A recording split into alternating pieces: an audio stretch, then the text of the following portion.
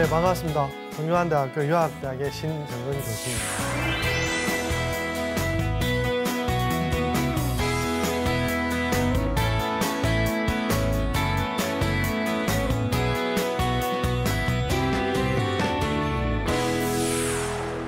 우리는 두 차례에 걸쳐서 육아의 인간관의 특징과 그리고 육아의 대표적인 사상가인 공자, 맹자, 순자 그리고 한나라 때의 동정서의 인성론의 어떤 내용이 무엇인지 살펴보았습니다.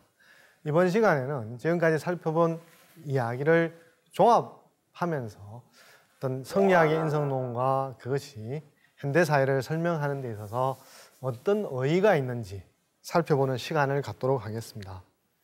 성리학의 인성론은 결국은 남송시대의 주의에서 종합됩니다만 그러나 그 남송시대 주의에서 종합된 성리학의 인성론은 주의 혼자만의 노력으로 된 것이 아니라 당나라 이후부터 유학에 대한 재해석의 커다란 움직임, 즉 서양에서 종교개혁에 의해서 신교와 구교가 갈리는 것처럼 동양에서도 기존의 유교에서 새로운 유교를 재해석하려고 하는 흐름들의 지난한 과정들이 주의의 인성론으로 종합된다고 말씀드릴 수가 있겠습니다. 그래서 당송시대 육아의 르네상스에서 주목을 해서 이야기를 풀어가도록 하겠습니다. 여러분 아시다시피 삼국지는 한국 사람들이 많이 좋아하는 중국 소설 중에 하나인데 삼국지가 시작되는 것은 한나라, 즉 한나라에는 전한도 있고 호한이 있는데 호한 혼란기에 위촉호 세 나라로 이제 분리되지 않습니까? 그 이후에는 한 나라가 오랫동안 안정적으로 100년, 200년 이렇게 지속하는 게 아니라 짧게는 10년 미만으로 짧게 더 조금은 길게는 뭐 한 몇십 년 정도 이렇게 지속하면서 왕조가 망하는 즉 단명하는 이런 과정이 지속됐습니다. 그러다 보니까 이러한 정치적인 혼란이 계속되다 보니까 미래를 예측하기가 어렵지 않습니까? 적어도 10년 뒤에 내가 뭐 할 텐데 20년 뒤에 뭐 할 텐데 이런 장기적인 전망을 하려고 그러면 적어도 이제 정치적인 안정이 뒷받침이 돼야 되는데 정치적으로 안정이 안 되면 내가 지금 누리고 있는 삶의 조건이 언젠가 풍지박산 날 거라든지 공중분해될 거라고 생각하는 사람한테는 미래를 예측하거나 안정적으로 할 수가 없지 않습니까? 그런 측면에서 이제 특히 어떤 것이 많은 사람들의 이제 위기감, 불안을 조장하느냐 그러면요. 복선화음이라고 하는 것인데 선을 하게 되면 복을 받고 화를 나쁜 짓을 하게 되면 이제 벌을 받는다라는 게 이제 복선화음인데 일종의 사회 정의라고 할 수 있죠. 그죠? 상식에 따른 사회 정의라고 할 수 있겠죠. 노력을 하면 노력한 만큼 보상을 받고 또 노력하지 않고 게으름을 피운다거나 잘못을 한다면 그에 상응하는 벌과 책임을 받는 것이 우리가 이제 상식적으로 뭐 옳다라거나 정의에 맞다라고 할 수 있겠죠. 그러나 정치적인 혼란이 지속된다라고 하는 것은 선악, 선엄에 상관없이 전쟁에서 큰 공을 세우게 되면 악한 사람이더라도 전쟁에 대한 공은 인정을 해줘야 되지 않습니까? 이러다 보니까 우리가 복선화음이라고 하는 가장 기본적인 정의에 대한 생각이 흔들려 버리면 살기가 점점 어려워지거나 불안해지는 거죠. 이러다 보니까 육아는 이전에 가지고 있던 한 제국에서 가지고 있었던 큰 영향력을 점점 상실하고 그에 대신해서 그 빈자리를 메꾸는 것이 이제 도교라든지 불교가 육아의 빈자리를 메우게 됩니다. 이렇게 할 때 그 사람들은 유교는 기본적으로 개개인의 행복보다는 한 사회, 사람들이 어울려 지내는 관계와 그런 관계들로 이루어지는 그 사회의 어떤 정의에 대해서 좀 더 많은 관심을 가지고 있는데 정치적인 혼란이 이제 가중되다 보니까 사람들의 관심이 점점 어디에 더 관심이 많냐 그러면 그래서 내가 행복해지느냐, 내가 불행해지느냐, 내가 좀 더 행복해지려고 그러면 어떻게 해야 되느냐라는 개인적인 행복에 대해서 도움을 받고 관심을 가지게 되고 또 궁극적으로는 지금 이 현세에서 불행스럽게 살고 인정을 못 받더라도 그러면 너무 억울하잖아요. 그럼 어디에서 보상받을 수 있다고 생각하게 됐습니까? 내세에는, 다음 생에는 지금 내가 누리지 못한 것들을, 내가 고통스럽게 당한 것들을 현세에는 충분히 보상을 받지 못한다고 한다면 내세에는 좀 더 구원을 받을 수 있지 않을까, 이렇게 생각하면 정치적인 불안으로 조성된 삶의 위기에 대해서 뭔가 대답을 들을 수 있다고 생각하는 거죠.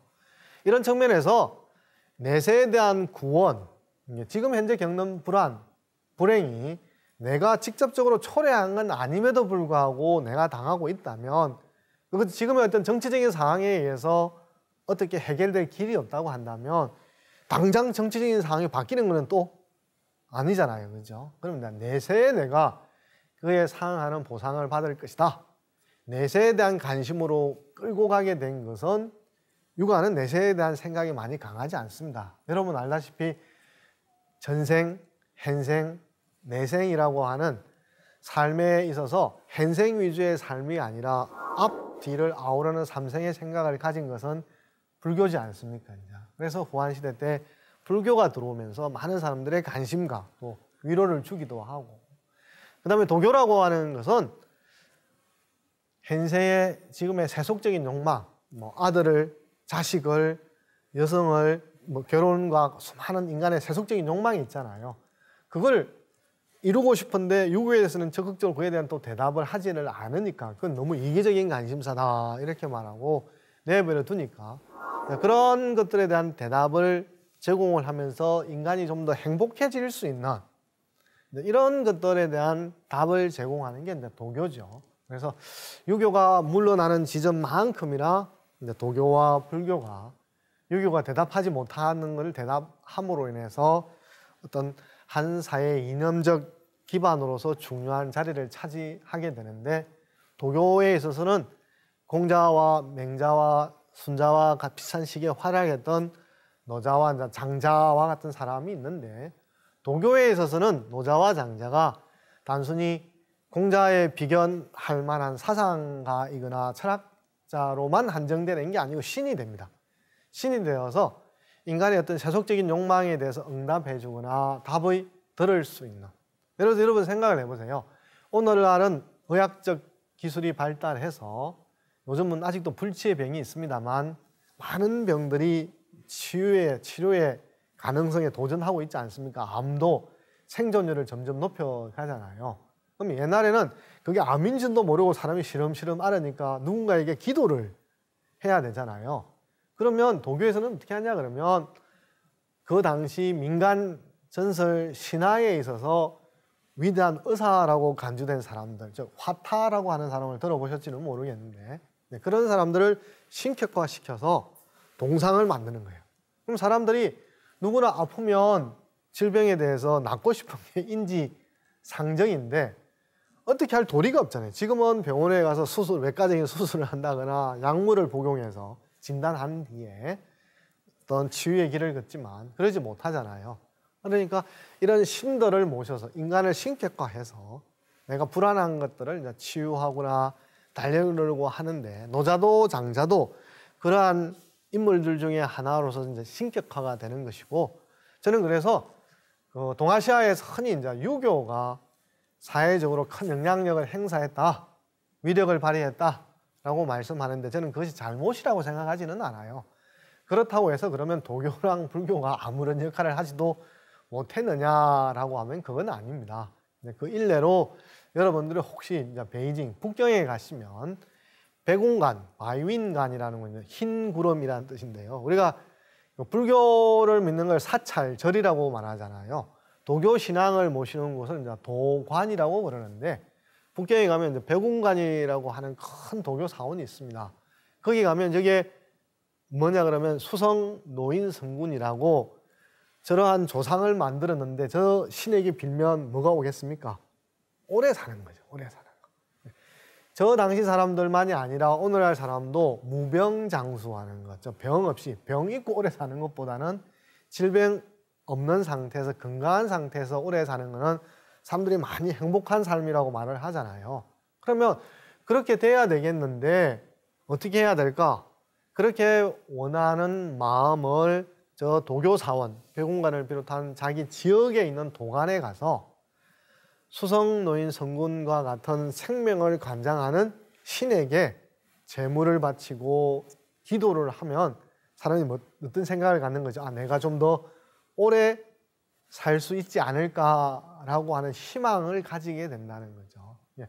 이런 세속적인 욕망에 대한 어떤 바람에 대해서 유교라든지 불교는 응답을 잘 하지 않는 반면에 도교는 이런 도관에 대한 여러 가지 의례 행위라든지 기도 행위를 통해서 사람들이, 그래서 보면 도교 사원에 가면 우리나라식으로 하면 초 비슷한 걸 가지고 태우는데요. 예를 들어서 자기가 많은 걸 걸고 있으면, 예를 들어 결혼이라든지 취업이라든지 자기가 많은 것들을 하면 초를 아주 큰 거를 사요. 그러면 촛불을 켜우면 향기가 오랫동안 타잖아요. 그럼 이제 기도의 효염이 오래 간다고 그래서 작은 게 아니라 큰 초를 가지고 태우는 장면들을 볼 수 있는데, 그건 뭐냐면 저는 아직도 도교라고 하는 것이 죽은 종교가 아니라 여전히 지금의 어떤 실생활에서도 그만큼 활용되고 있고 위력을 발휘하고 있다, 이 말씀을 드리려고 하는 것이죠. 그러면 결국 동아시아에는 유교가 모든 것을 아우르는 영향력을 행사했다는 건 사실은 아니죠. 큰 힘을 행사했지만 도교라든지 불교도 동아시아 사회 문화를 유지하는 한 축을 담당한 것은 어떤 지금 현재 도관에서 성행하는 의례 행위들을 보면서도 여러분 확인할 수 있다는 거죠. 그런데 당나라에 이르게 되면 기존의 유학자라든 유가라고 생각했던 사람들이 도가라든지 불교의 도전에 유교라는 위세가 이렇게 점점 쇠퇴하거나 약해지잖아요. 그래서 그걸 만회해 보겠다.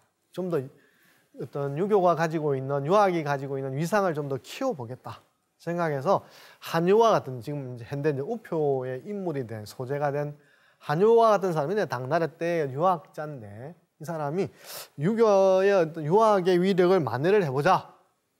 그래서 유학을 어떤 부활시키는 이런 노력을 하는데, 그 중에 이제 어떤 게 있냐 그러면은 논불골표라고 하는 하나의 산문을 썼는데, 불교는 요즘 우리나라 말로 하면 사리예요, 사리.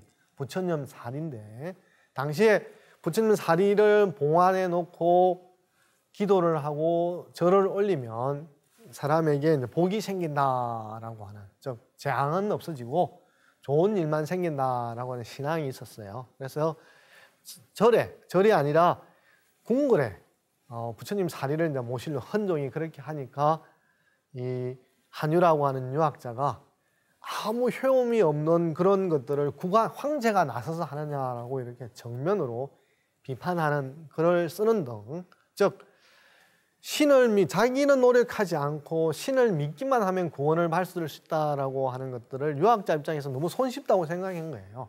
유학은 신에게 기도하는 게 아니라 자기에게 모자라거나 부족한 것들을 학습을 통해서 자기의 모자란 점을 채워서 자기의 역량을 키워서 하늘과 땅이 할 수 없는 역할까지 아울러서 보완하려고 하는 게 사람의 역할이잖아요. 그런 걸 하지 않고 신에게 빈다는 건 너무 급속으로, 너무나 손쉬운 방식으로 한다고 비판하면서 유학 부흥 운동을 일으키게 되는데, 그때 이제 한유는 도통이라고 유학에 있어서 중요한 이론적, 정신적 기여를 한 사람들이 이제 계보를 정해놓고, 이런 계보 속에 드는 사람들은 이제 사상을 계승하고 시대에 따라서 재해석해야 된다, 이런 주장들을 하면서 유가가 가지고 있는 학문적 위상을 키우려고 노력하는 것이 이제 한유로부터 시작이 됩니다. 이렇게 되면서 주목을 받는 게 맹자라고 하는 성선설인데요.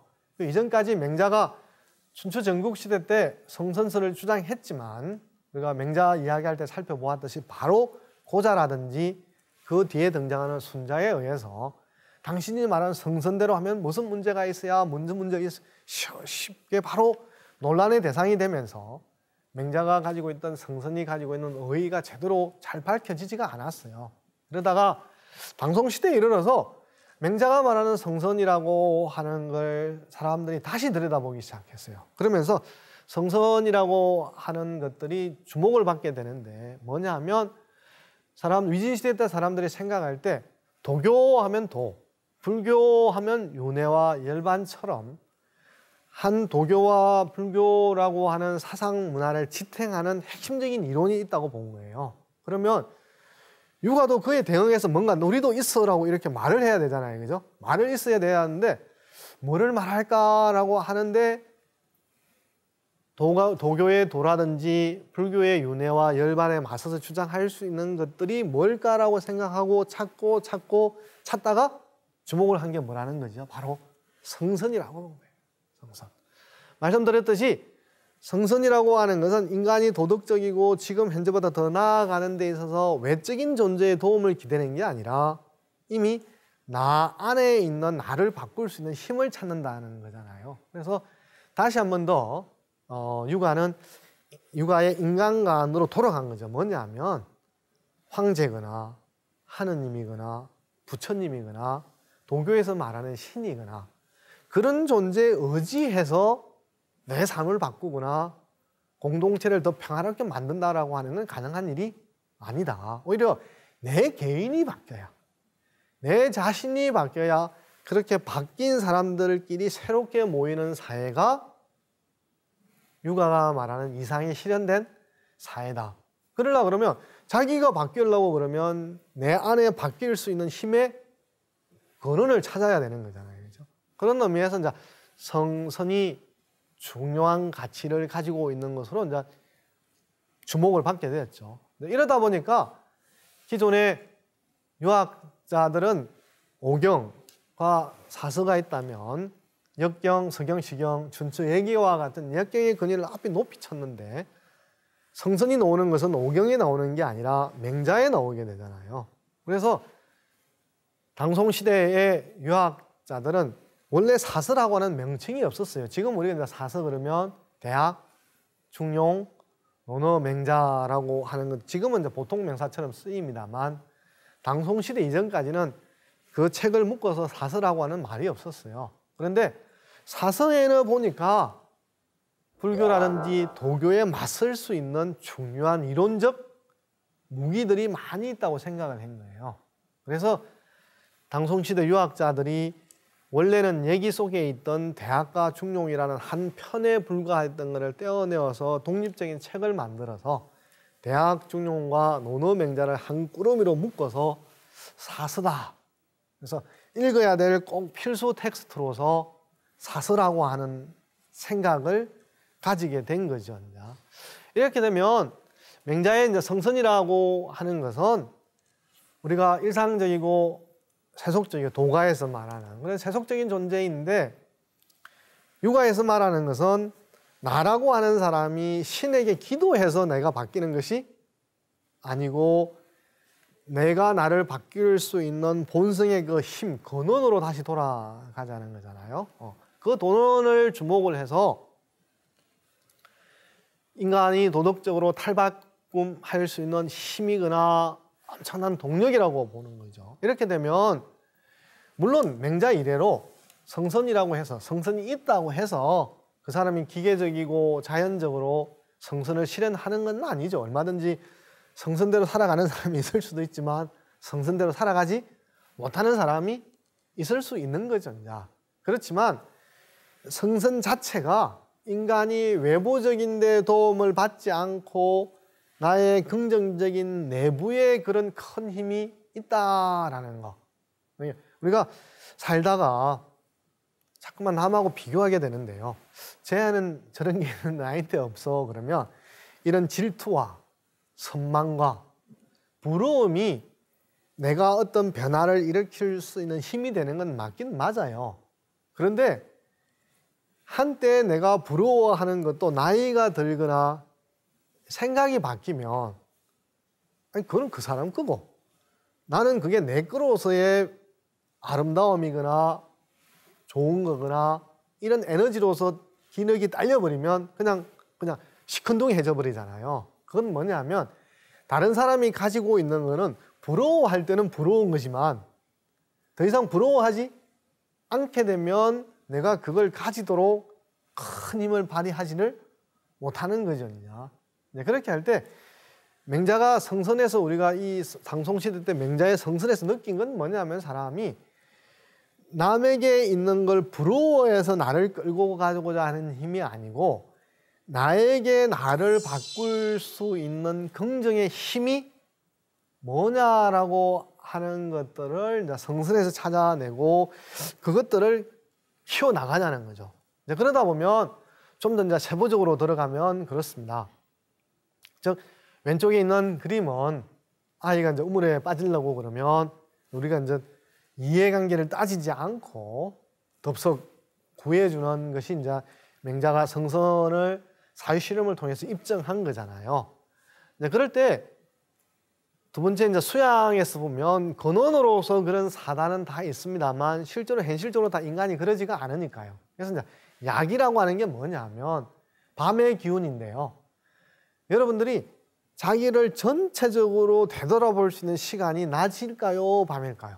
예를 들어서 낮에 수업 듣거나 과제하거나 친구 만나면 친구 만날 때는 친구 만나고 또 과제해야 될 때는 과제하고 그죠. 그러면 나를 돌아보는 게 아니고 나의 일부잖아요. 내 일부가 친구 만나고 내 일부가 과제하고 내 일부가 수다 떨고 나의 일부가 맥주 한잔하고 이러잖아요. 근데 차분하게 어느 날 술 먹고 있다가 새벽에 일어나서 전날 술을 좀 드셔가지고 새벽에 일어나서 잠이 좀 달아났어요. 그때 뭔가 생각에 잠기면 그때 나라고 하는 것은 친구 만날 때 나, 술 마실 때의 나, 과제할 때의 나가 아니라 이렇게 이런 질문을 간혹 던지잖아요. 너 제대로 살아가고 있는 거야? 이런 질문을 던지면 그때 너라고 하는 것은 친구 만나고 술 마시고 과제하고 수다 떠는 그런 하나하나 일을 하는 나가 아니고 그 사람이 20살이면 20살 살아온 나, 그 사람이 40살이면 40살을 살아온 나, 그 사람이 60이면 60까지 살아오면서 다음에 어떻게 살아야 될까 생각하는 나. 즉 뭐냐면 나라는 사람의 전체인 거죠. 나라는 사람 전체를 만나가지고 제대로 살아가고 있는 거야? 뭐 하고 있는 거야? 이렇게 자기한테 대답을 바로 대답을 못 하더라도 대답을 하도록 만들잖아요. 질문을 던지잖아요. 그게 이제 그런 야기의 기운이라는 거예요. 밤의 기운이 그 사람의 낮에 있어서 순간순간에 집착하던 걸 순간순간밖에 보지 못했다는 걸 나를 전체를 바라보게 하고 그다음에 진심이라고 하는 것은 과연 우리가 못하기는 못하는데 우리가 흔히 이런 말을 하잖아요. 왜 못했어요? 그러면 시간이 좀 없었어요. 뭐가 없었어요? 우리가 뭔가 부족한 걸 이유를 들잖아요. 그때 다시 한 번 더 물을 수가 있어요. 당신이 그러면 진심을 다했어요?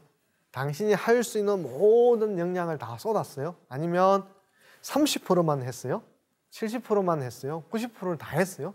100% 다 했어요? 이러면 사실 여러분도 쉽게 대답할 수가 없잖아요. 이게 열심히 했다고는 하지만 내가 할 수 있는 모든 역량을 다 쏟아부었느냐라고 하면 그렇지 않잖아요. 그래서 이 진심을 다했느냐고 자꾸 물어보는 거예요. 이런 차이가 단순히 그 이전에는 성선이 있다고 하더라도 실현하는 건 차이가 있지만 좀 더 디테일하게 자세하게 들어가서 야기를 느끼느냐, 야기에 어떤 반응을 하느냐, 진심을 느끼느냐, 진심대로 했느냐 이런 질문을 하면 그냥 그대로 흘러가도록 내버려 두는 게 아니라 내로 하여금 다시 한 번 더 성선으로 자꾸만 돌아가게 만든다는 거죠. 이렇게 생각하시면 돼요. 여러분 저 설경구 씨가 출연한 영화 중에서 마지막 장면이 유명한 영화 혹시 기억나시는지 모르겠는데요. 나 돌아갈래라고 이렇게 큰 소리 치는 영화가 있는데 거기서 또 뭐냐면 자기가 살아오다 보니까 어느 순간부터 타락했고 어느 순간 자기의 모습이 자기에게 역겨워지기 시작하고 지금 이대로 살아간다는 것은 자기의 희망이 없다고 생각하면 사람들이 간혹 어떻게 해요? 게임할 때 이대로 하면 한 단계를 넘어서지 못하고 점수가 잘 안 올 것 같아요. 그럼 리셋키를 눌러버리면 새로 시작하잖아요. 그 리셋키를 누를 때 가정이 뭐예요? 다시 하면 잘할 거다라는 거예요. 설국유 씨도 마찬가지예요. 다시 하면 잘할 거다라고 하는 걸 나를 자꾸만 내가 가지고 있는 에너지 출발점으로 다시 가서 다시 출발을 시작을 해봐라. 내가 지금까지 했던 게 내 모든 열의와 다 쏟았느냐? 아니면 부부는 아껴놓고 부부만 대응해놔놓고 자꾸만 안 된다. 어쩔 수 없다. 이렇게 말한 거냐라는 거예요. 그러니까 그 이전까지는 그냥 성선대로 되느냐 안 되느냐 이런 거지만 자꾸만 세부적인 질문을 자꾸만 던져서 성선대로 살아가지 않는 나를 불편하게 만들면서 내가 왜 성선대로 살아가지를 않는지를 자꾸 조목조목 캐묻기 시작하는 거예요.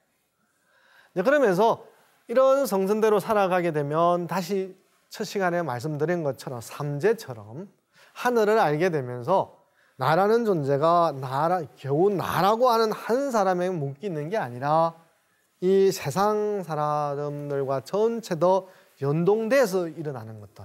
그러면서 아이를 구하는 것도 나의 일이 아니다 그러면 모른 채 할 수 있지만 그게 당장 나의 일이 아닐 수도 있지만 언제는 나의 일일 때 우리가 흔히 이러잖아요. 장애우를 보면 처음에 우리가 사회적인 의식이 약할 때는 불쌍하다 안타깝다고 그랬어요. 근데 장애우에 대한 인식이 바뀌는 것 중에 하나가 뭐예요? 지금 내가 장애인이 아니지만 선천적인 게 아니라 후천적인 사고에 의해서는 우리가 언제든지 장애인이 될 가능성이 있잖아요. 누구든지 교통사고로부터 면제된 사람이 어디 있어요? 우리가 현대 교통수단으로서 탈 것들을 많이 움직이잖아요. 그럼 사고가 나면 내가 사고를 당해서 장애우가 안 되는 일이 없지 않습니까? 그죠? 그래서 옛날에는 좀 장애인에 대한 생각이 약할 때는 그냥 안 됐다, 불쌍하다 이런 동정적인 거였지만 지금은 현대적인 관점에서 누구나 장애인, 내가 지금은 장애인이 아니지만 장애인이 될 가능성을 가지고 있잖아요. 그런 측면에서 그럼 돕는다는 개념이 아니라 서로 이해하고 서로 연대하고 서로가 서로에게 다가갈 수 있는 그런 서로를 이해하고 내가 이해하는 세계와 폭이 깊어지고 넓어지는 거죠. 그러면 나라는 걸 경계로 갇혀있던 나가 훨씬 더 이제 확장 가능한 나가 되는데요. 이런 다양하게 흘러나오는 흐름들이 이제 주위에 이르러서 인성론에서 조합되게 되는데 훨씬 아까 노자, 장자라든지 공자의 초상화보다는 훨씬 좀 더 사람의 건축한 모양으로 보이죠, 그죠? 주위의 고민은 뭐냐 하면 지금까지 등장했던 그 인성론들이 부분적이라고 본 거예요. 좀 더 종합을 해서 실제 사람의 가까운 인성론을 어떻게 해야 될까? 그래서 선을 한다고 한다면 선을 할 수 있는 근원이 어디에 있을까를 찾아내고 또 동시에 사람이 악을 하니까 왜 그럼 선을 할 수 있는 근원이 있음에도 불구하고 악을 할 수밖에 없는지 그런 원인을 또 찾아내야 되는 거죠. 그럼 또 각각의 그것만 찾아내서 끝나는 게 아니고 그러면 악이 왜 발생하고 어떻게 하면 선을 할 수 있어요? 라고 말하는 게 아니라 그럼 악을 저지르게 되면 어떻게 사람이 악을 저지르지 않고 개가천선해서 다시 선의 상태로 돌아올 수 있느냐.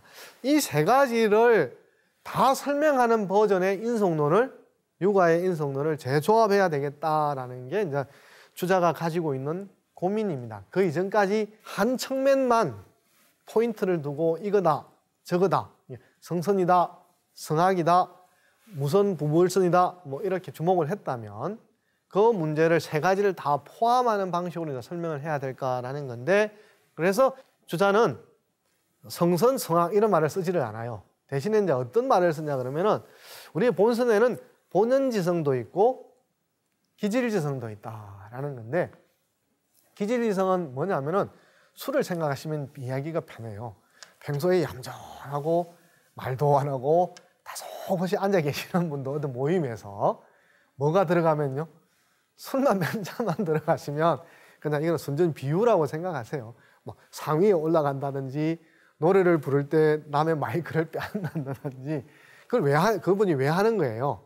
술 기운이 평소에 그분과 다른 방식으로 행동을 하도록 만드는 거잖아요. 화학적인 반응이 술이 몸에 들어가서 화학적으로 사람을 바꾸는 거잖아요. 이제 기질을 설명하기 위해서 이 말을 한 거예요. 기질이라고 하는 건 뭐냐면은 배고플 때 여러분이 배가 부를 때는 누구든지 여유가 있어요. 근데 새끼 네 끼를 굶어봐요. 굶는데 앞에는 맛있는 음식의 냄새가 스멀스멀 오는데 자기가 그걸 먹을 수 없다고 생각해봐요. 어떻게 했어요? 화 안 나겠어요? 어떻게 막 울거락 부르거나 그러면서 뺏어 먹으려고 그러거나 훔쳐서 먹으려고 그러거나 평소에 사는 거 다른 모습을 보일 거 아니에요. 기질이라고 하는 거는 뭐냐면은 후천적인 상황에 놓이면 영향을 받아서 평소에 이랬던 사람이 저랬던 사람으로 바뀔 수 있는 게 성에 있다는 거예요.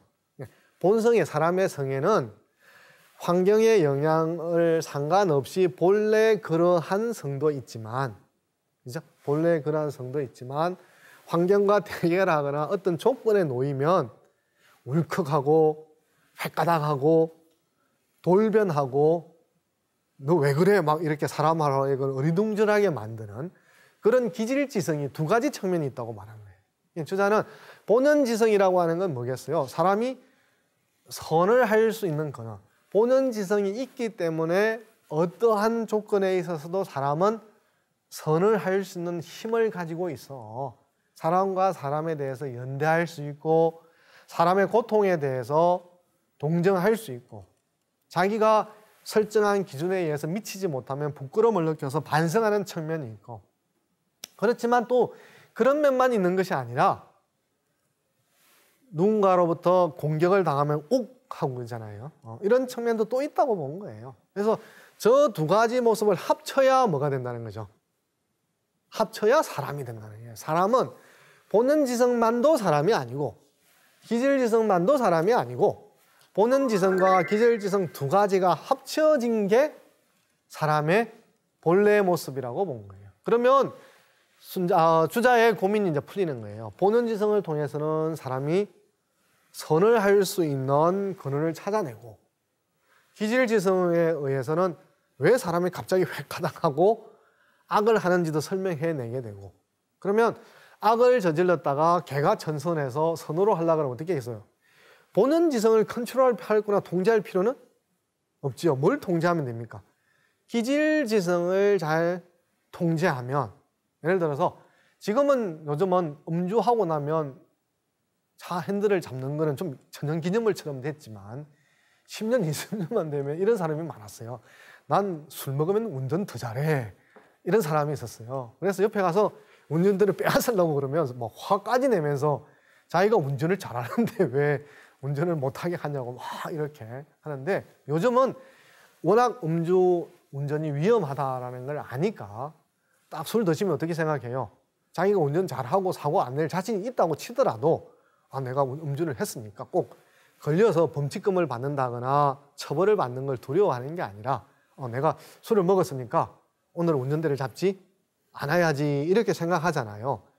그게 바로 뭐라는 거죠? 기질을 바꿨다는 거예요. 기질이라고 하는 거는 술을 먹으면 그 방향대로 쭉 나가려고 하는 성향이 강한데 그러나 그 성향대로 가면 사고가 나면 전혀 엉뚱한 사람한테 피해를 주잖아요. 그리고 자기한테도 안 좋은 일이 생기고 이런 것들을 통해서 내가 그러지 말아야지라는 거 또는 여러분들이 친구와의 관계에 있어서 다혈질 사람들이 막 욱하고 이러잖아요. 그러면 처음에는 욱했다가 그런 걸 자꾸만 되풀이하다 보면 절친했던 친구도 그러잖아요. 절친했던 친구도 몇 번 욱해가지고 원수가 돼버리고 그러다 보니까 점점 자기 주위에 있던 사람이 하나씩 떠나는 거예요. 그럼 이제 돌아볼 거 아니에요. 욱하는 게 또 사실이죠. 자기의 진실이니까. 그런데 과연 그러면 욱해야 될 때가 되면 욱하는 것이 다 나은 거냐라고 돌아보면 좀 내가 참아야 될 때도 참아야 돼 이런 생각을 하게 되잖아요. 그죠? 그러면 욱하는 것은 그런 자기를 자극적이거나 공격을 하면 그런 성향이 탁 뛰쳐나갈 수 있는 원래의 자기 기질지성이에요. 그런데 매번 그런 식으로 반응을 하다 보니까 자기한테 고통도 뒤따르고 바람직하지 않잖아요. 그러다 보니까 다음에는 그러지 말아야 되겠다라고 하면서 욱하는 성질을 우리가 좀 더 죽인다 이런 말을 하는데 욱하는 성질을 약간씩 조절하게 되면 사람이 바뀌게 된다는 거예요. 그래서 주자의 고민은 어떻게 하면 기질지성을 잘 통제하고 잘 조절해서 우리가 그래서 화를 삭힌다, 분노를 조절한다 이런 말을 하잖아요. 그래서 우리가 여러분도 화가 막 머리 끝까지 올랐을 때요. 그 상황에서 마주되는 사람하고 자꾸만 부딪히면 화는 자꾸만 올라가요. 왜? 잠깐 화장실에 갔다 오거나 잠깐 다른 생각을 하면 그 앞에 왼수같이 보이던 사람도 예뻐 보이지는 않지만 그 미워하던 마음이 약간은 싹 가라앉히게 되잖아요. 그래서 이러한 성리학이 등장하면서 좀 더 현실적으로 디테일하게 자세하게 구체적으로 나라고 하는 사람을 사람과의 관계에 있어서 어떻게 조율하면서 덜 충돌하고 덜 좌충우돌하는 이런 사람으로 바뀌어갈 수 있을까라는 수련이라든지 수양이라든지 다양한 이런 기법들까지도 찾아내게 되는 거죠. 다시 한 번 더 정리해드리면 본연지성을 가지고 그죠? 도덕적인 삶을 살아갈 수 있는 근원, 파워를 갖추게 된 거죠. 그러나 기질지성을 가지고 성선임에도 불구하고 일시적으로 욱한다든지 또 갑자기 돌변을 한다든지 그죠? 이래서 악을 저지를 수는 있지만 따라서 사람은 기질지성을 잘 통제하고 관리하면 본연지성이 잘 드러날 수 있게 되면 주의가 원래 설명하고자 했던 선의 근원과 악의 원인과 악을 다시 선으로 돌릴 수 있는 이 삼박자 세 가지 문제를 이제 주의는 이제 해결을 하게 되는 셈이죠. 그래서 이렇게 하기 위해서 인간에게 있어서 이게 주의는 이제 6글자로 된 태제를 제시하게 되는데 존천리, 이제 멸인용, 존천리 알자를 쓰기도 해요. 멸자를 쓰기도 하고 알자를 쓰기도 하는데 존천리 알인용이라는 말을 쓰는데 어떤 거냐 그러면 천리라고 하는 거는 이제 사단과 비슷한 거죠. 사람과 어울리고 연대하고 관용하고 이런 마음의 결을 자꾸만 키워나가고 그다음에 충돌하고 욱하고 사람과 대결상으로 자꾸만 몰아가려고 하는 그런 마음을 점점 줄여나가라. 자, 그러면 우리가 본연지성이 나의 작용하고 나를 이끌어가는 힘이 강해지고 기질지성에 의해서 휘둘리는 측면이 있잖아요. 휘둘리는 측면. 술기운에서 휘둘리고 막 욱하는 성질에서 휘둘리는 있잖아요. 그런 휘둘리는 측면을 휘둘리고 난 뒤에 그러지 말 거라고 후회하는 그런 일들이 이제 줄어들게 된다라고 보는 거예요. 이런 인성론이 현대사회에 이르러서 어떤 효력 또는 아니면 인간을 이해하는데 어떤 도움이 될까를 한번 생각해 볼 텐데요. 근대 이후로 유신 문화가 국제사회와 국내 정치에 있어서 이렇게 하는 것이 정의야라고 이렇게 규정을 하게 되면 정의가 독점적으로 선언이 되어버리면 자기에게 맞지 않는 것은 틀렸다. 우리가 흔히 이제 독선적인 사람은 어떤 사람이냐 그러면 자기가 하는 것은 선이고 남이 하는 사람은 다 선이 아니에요. 그죠? 자기만 옳다라고 생각하잖아요. 이렇게 되다 보니까 자기와 다른 것과 공존하거나 협상하거나 어울리기는 보다는 자기와 다른 게 나쁘니까 어떻게 하면 제거하거나 배제하거나 투쟁적인 상황이 되고 결국 그러다 보니까 현대사회에서 크고 작은 이런 수많은 전쟁들, 국지전들, 분쟁들 이렇게 생기는 것 밑에는 물론 현실 사회를 움직이는 이해의 측면도 있습니다만 이런 종교 문화의 어떤 영향이 깔려 있는 것도 또 무시할 수 없는 사실이라는 거죠. 이렇게 보면 그러면 유가에서 말하는 그 인성론에 있어서 어떤 측면에서 우리가 다시 한 번 더 생각해 볼 수 있냐 그러면 주위의 성리학에 의해서 인성론이 종합되면서 인간이 악을 할 수 있고 도덕적으로 실패할 수 있는 가능성을 인정을 해요. 그렇잖아요. 그죠? 실패할 가능성이 아예 없다. 실패를 하는 것 자체가 병든 거다. 실패를 하는 것 자체가 영혼의 문제가 있는 거다. 실패를 했다는 것 자체가 구제불능이다. 이렇게 되면 실패한 사람은 어떻게 해야 돼요? 실패한 사람은 공격하고 실패한 사람은 고립해야 되고 실패한 사람을 배제해야 되잖아요.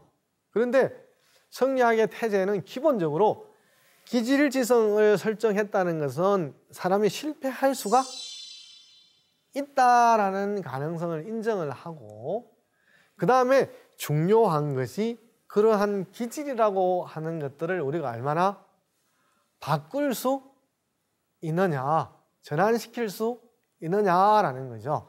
여러분이나 저도 다 마찬가지예요. 사람과 어울려 살아가면서 나한테 장점이라고 하는 것들이 있다면 물론 키워나가야 되겠지만 사실 어느 사람이든지 간에 장점만 있는 것은 결코 아니지 않습니까? 그죠? 아까 예를 들었던 욱하는 성질은 기본이거니와 남이 내게 없고 남에게 있으면 당연히 칭찬하고 잘했다고 하는 게 또 한 방향이지만 또 어떤 거예요? 사촌이 땅을 사면 배 아픈 것처럼 왜 나한테는 없고 저 사람에게는 있는 거야? 라고 하면서 또 시기하고 질투하는 게 또 방향으로 나가고 또 당장 없는데 없다고 하는 걸 인정하기 싫으니까 난 그런 거 있어요 라고 말하니까 허영을 부리는 게 또 사람이잖아요. 우리나라가 짝퉁이 많잖아요. 내가 지금 당장 그걸 가질 수 있는 형편은 안 되지만 남들이 들고 다니니까 나도 그걸 들고 다니고 싶다라는 게 허영이라고 하는 거로 나가는 거잖아요. 물론 뭐 남에게 피해를 주지 않는다면 그게 뭐가 문제가 되겠습니까마는 그러나 나보다 나은 사람이 있다고 하더라도 다 그걸 긍정하고 그 사람은 노력했으니까 그러겠지 뭐 뭔가 힘이 있겠지 이렇게 시인하는 게 아니라 시기 질투하거나 허영을 부리는 방식으로 반응을 할 수도 있죠. 그러니까 사람은 욱하는 성질만이 아니라 나하고 다른 그 차이가 발생하는 것들에 대해서 어떻게 이해하고 어떻게 받아들이냐에 따라서 나를 불편하게 할 수도 있고 사람과 사람 관계를 끌끄럽게 만들 수도 있지 않습니까? 그죠? 그렇게 할 때 결국 그런 것들이 신유학에서 주목하는 것은 기질지성이라고 보는 거예요. 기질지성. 그 기질지성을 내가 어떻게 컨트롤. 그래서 제가 시간에 유교가 아마 자동차 구조랑 닮았다라고 해서 자동차 빼대 그림을 보여드린 적이 있는데요. 거기도 보면 속도를 높이는 엑셀레이터도 있고 속도를 줄이는 브레이크도 있지 않습니까? 그죠? 그럼 기질지성을 다스린다는 것은 결국은 엑셀레이터를 밟아야 될 때 가속 장치를 받아야 될 때는 적절하게 가속을 하고 또 감속을 해야 될 때는 제때에 브레이크를 밟는 건데 브레이크를 밟아야 될 때 엑셀을 밟거나 엑셀을 밟아야 될 때 브레이크를 밟거나 브레이크를 밟아야 될 때 늦게 브레이크를 밟거나 엑셀을 밟아야 될 때 늦게 엑셀을 밟거나 이 모든 것들이 사고로 이어질 수도 있고 우리를 불편하게 할 수도 있다라는 거죠. 그걸 제대로 하면 엑셀 밟을 때 엑셀 밟고 브레이크 밟을 때 브레이크 밟아야 될 때 그때 맞춰서 브레이크를 밟고 그러면 차를 가지고 우리가 목적지에 아무 사고 없이 잘 도착할 수가 있지 않습니까? 이런 측면에서 이 기질지성을 통해서 현실의 인간의 가까운 모습으로 그려냈다라고 하는 것은 우리가 현대사회에서 수없이 사람들이 충동적이고 욱하고 이런 상황에 이제 치유할 수 있는 가능성들이 있는데요. 여러분 앞에 보시는 게 이제 이당이라는 사람의 채미도라는 그림인데요. 어떤 거냐 그러면 백이숙제라는 사람이 이 그림이 주인공이에요. 주인공인데 이 두 사람은 아버지가 왕자예요.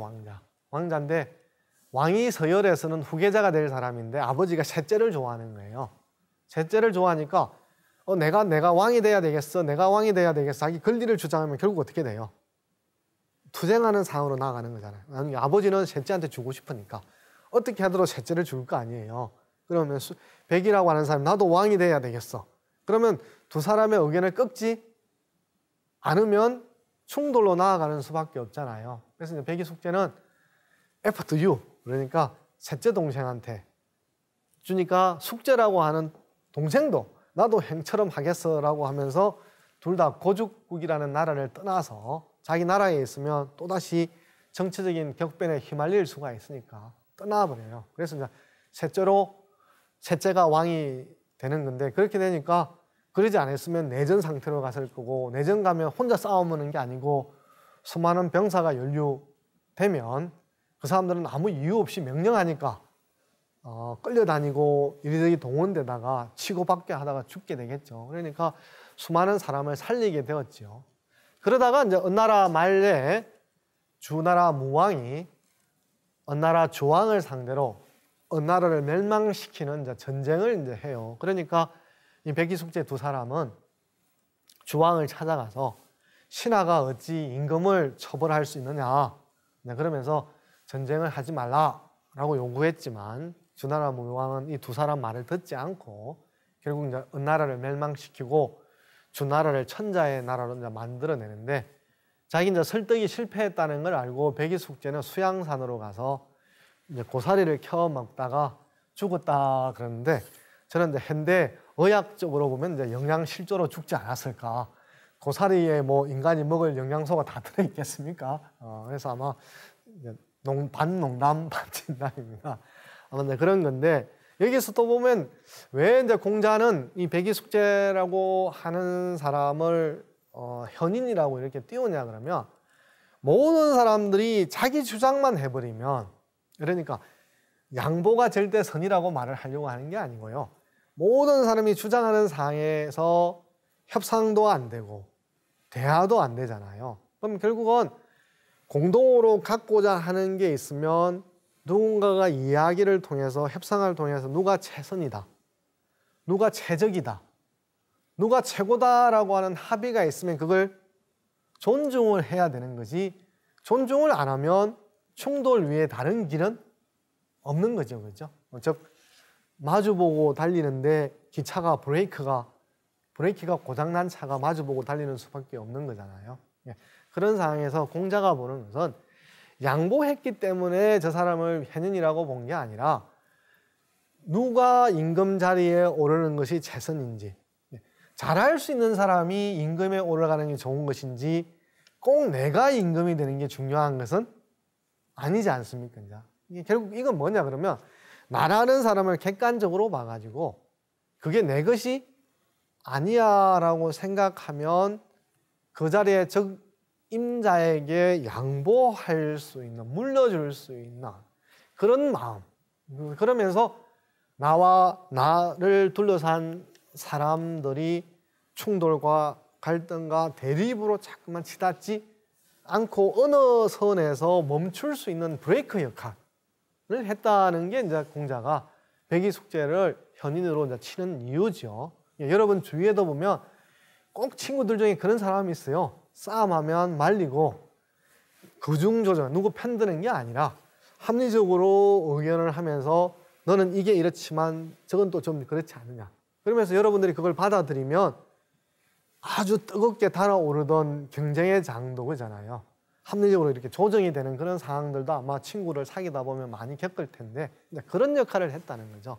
이렇게 보면 육아는 인의를 근본 가치로 삼아서 자기를 수양하고 자기를 잘 관리하고 자기를 잘 통제해서 자기 주위에 있는 사람들을 불안하게 하는 게 아니라 자기 주위에 있는 사람을 편안하게 만들고 자기 주위에 있는 사람을 행복하게 만드는 이런 것을 목표로 삼는 거니까, 결국은 개인의 도덕적 수양과 사회의 공정과 공영을 이제 추구한다고 말씀드릴 수가 있겠죠. 그러면 육아는 신의 이름을 빌어서 나만이 정이고 나만이 선이고 나만이 최고고 이런 독선적 경향을 드러내지 않고 시대 변화에 따라서 인간의 실제적 모습에 가까운 인성을 찾아내려고 했다고 말씀드릴 수가 있겠습니다. 이렇게 할 때 그러면 우리가 기질지선 끊임없이 바뀌는 거잖아요. 그러니까 바뀌는 게, 서울에 가면 5개의 고궁이 있는데 그 고궁의 이름에는 공통적으로 어떤 글자가 들어가냐 그러면, 여러분 어떤 분은 문자가 들어간다. 그래서 그것도 맞는 말입니다만 가운데 주목하면 화자가 들어가죠. 변화하다, 바꾸다 이런 뜻인데요. 광화문만 가지고 설명드리면 빛광자잖아요. 저 안에서 군주가 사람을 행복해 하고 요즘 같으면 일자리를 많이 만들 수 있는 정책을 펼친다면 그 정책이 빛살이 되어서 실직의 고통을 받는 사람, 비정규직에 신음하는 사람, 이런 많은 사람들을 웃게 만들잖아요. 그 사람 한 사람이 바뀌면 그 주위에 있는 사람의 따뜻함을 나누어 가지게 되는 거잖아요. 그래서 광화문이라고 하는 것은 그런 따스한 빛들에 의해서 사람과 세상을 바꿀 수 있는 그런 변화의 시작이 여기서부터 시작된다라는 거고, 그런 변화가 나와 주위에 있는 사람들을 어울리게 만들고 화합하게 만드는 모습이라고 할 수가 있겠습니다. 이런 측면에서 제가 이제 창경궁에 가면 왼쪽에는 느티나무고 오른쪽에는 이제 회화나무인데, 한 나무가 각각씩 따로 있어도 예쁘고 주목을 끌고 아름답지만 두 나무가 저렇게 엉겨 붙어서 한 나무처럼 있으니까 사람이 지나가다 보면 자연스럽게 눈길이 가게 되는데요. 그럼 뭐냐 하면 따로 있는 것이 어울리면서 혼자 있을 때보다는 또 다른 아름다움을 자아내게 되는 거죠. 그렇게 보면 육아는 혼자 살아가는 길만이 아니라 어울려 지나면서 각자가 혼자의 색깔들을 더 많이 다채롭고 풍부하게 빚어냄으로 인해서 개인과 사회가 더 정의롭고 더 행복하고 어떤 풍부한 삶을 이끄는 거라고 할 수가 있겠습니다. 지금까지 이제 강의를 통해서 어떤 육아의 인간관 그리고 이제 육아의 대표적인 인물들의 어떤 공자, 맹자, 순자, 동용서의 인성론을 살펴봤고 마지막으로 주의에 의해서 그런 인성론이 어떻게 이제 종합되고 그런 종합된 것들이 현대 사회의 어떤 갈등과 분쟁의 상황에서도 어떤 실마리를 살펴드는지 살펴보았습니다. 아마 저는 이 강의를 통해서 여러분들이나 저나 부족하고 한계가 있는 존재들인데 그러한 모습들을 다시 살펴보는, 즉 우리는 바쁘다는 이유로 직선적이고 앞으로 나아가는 데만 익숙해요. 그런데 앞으로 나아가기만 하면 뒤를 돌아볼 수가 없어요. 뒤를 돌아보려면 어떻게 해야 됩니까? 멈춰 서야 됩니다. 달리는 상황에서 뒤를 돌아보면 어떻게 될까요? 넘어집니다. 돌아볼 수가 없습니다. 즉 자기를 돌아보려면 반드시 멈춰 서야 됩니다. 멈춰 서게 되면 앞의 모습도 전망할 수도 있고 자기가 돌아온 것도 굽어볼 수가 있습니다. 육아 인성론을 통해서 여러분이 앞으로 나아갈 삶에 대해서도 전망도 해보시고 지금까지 살아온 모습에 대해서도 굽어보신다면 나에 있어서 고칠 것은 무엇이고 나에 대해서 키울 것은 무엇이고 이것들에 대한 적절한 균형을 잡으신다면 여러분의 삶이 더 행복하고 더 여러 사람들에게 웃음을 주는 그런 삶의 어떤 무지갯빛 빛깔을 비추어내지 않을까 생각합니다. 지금까지 강의를 경청해 주셔서 대단히 고맙습니다.